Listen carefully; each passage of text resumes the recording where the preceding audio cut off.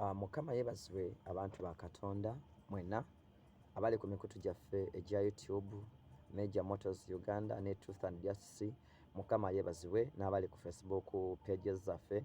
Mukama yeebazibwe nnyo. Ndeese message eno ey'obunnabbi. Waliwo ekigenda okugwa ku Uganda mu nnaku ezitali nnyingi okuva kati wenjogerera. Uganda egenda kuyingira akaseera ak'akazigizigi ak'akatyabaga. Mukama alaze nga Uganda egenda kuyingira akaseera akazibu okuva ku byenfuna mpaka ebyobulamu. Ensi egenda kwambala ekikankano nga n'akulembera eggwanga takyalina ky'asobola kwogera okuggyako okwewuunya n'okusirika. Katonda omuyinza w'ebintu byonna, obubi bulinnye obwa Uganda, okusobya kwa Uganda kulinnye. Mukama munyivu, musunguwavu, era bingi ebigenda okutuuka ku Uganda. Ekiseera ekyakatubagiro okuva mu ssente mpaka eri obulamu kituuse mu Uganda. Okiwona otya? Teeka amavivi ku ttaka weegayirire. Nalabye nga Uganda ekutte ekikankano, omusaayi nga gujjudde buli kifo, omusaayi nga guyiika mu buli kifo, ensi ng'eyavuwadde.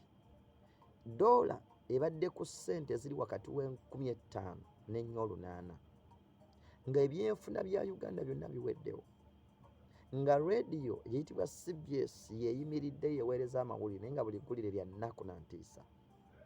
Ensi ebadde ekankana, ng'ekibuga kikutte emiranga, nga buli kitundu eky'eggwanga Uganda kikaaba,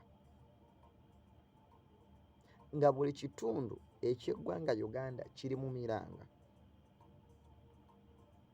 Neebaza Mukama nti obunnabbi obwo bwe mazze okubwogerako mu WhatsApp groups zaffe, Katonda aggyeeyo abantu babiri abaafunye message efaanana y'emu n'eyo.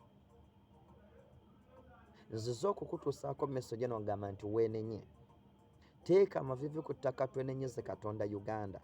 Obubi bwa Uganda bulinnye ne butuuka eri Mukama. Katusome okyawandiika wano Zabbuli 55:22.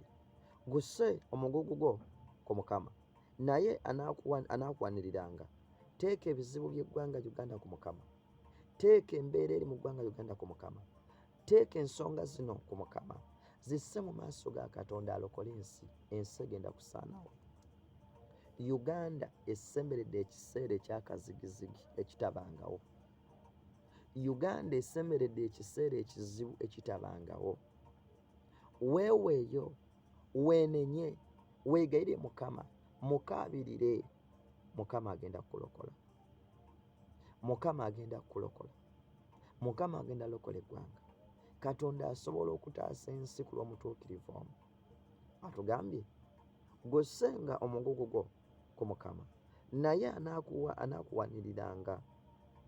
Taaganyenga abatuukirivu okujjulukuka ennaku zonna. Beera omu ku batuukirivu. Mukama taaganye ggwe, taaganye ennyumba yo, taaganye baana bo kujjulukuka.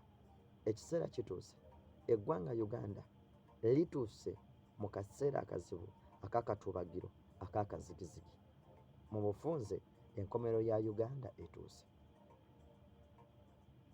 Buli musajja na buli mukazi agenda kaaba, buli mukulu na buli muto agenda kaaba, okuloza ku buli kimu, omuli obwavu n'obulamu okusaanawo. Omusaayi nga guyiika okwetooloola ensi yonna. Ensi ng'ejjudde emiranga n'ebiwoobe. Nange simanyi kitandikirawa, kigenda kuvaawa, naye akaseera ak'akazigizigi kajja. Akaseera ak'akazigizigi kajja mu ggwanga Uganda. Akaseera ak'akazigizigi kajja mu ggwanga Uganda. Ensi egenda kutuuka ku level ey'okusaanawo. Ensi egenda kutuuka ku level ey'okusaanawo. Uganda egenda kutuuka ku level ey'okusaanawo. Omugugu gusse ku Mukama, weekwate ku Mukama, kaabirira Mukama, saba Mukama, wodda wonna Mukama ataase eggwanga Uganda. Mukazi gwo na musajja gwe, muntu gw'alaba message eno, nkwegayiridde ne ssekwegayirira yenna, kaabirira Mukama, koowoola Mukama. Uganda egenda kusaanawo n'eggoma. tusome mu Zabbuli 37 onyirira okutandika n'olw'omwenda. Kubanga abakola obubi balizikirizibwa, naye abalindirira Mukama abo be balisikira ensi. Weegayirire Mukama, lekerawo okukola obubi oleme okuzikirizibwa. Lindirira Mukama osanyusibwe. Weegayirire Mukama ebintu bikyuke. Soma okuva ku lunyiriri olw'omwenda mpaka olunyiriri olwa20 ng'alina Bayibuli. Mukama bampeera omukisa. Be blessed. Shalom.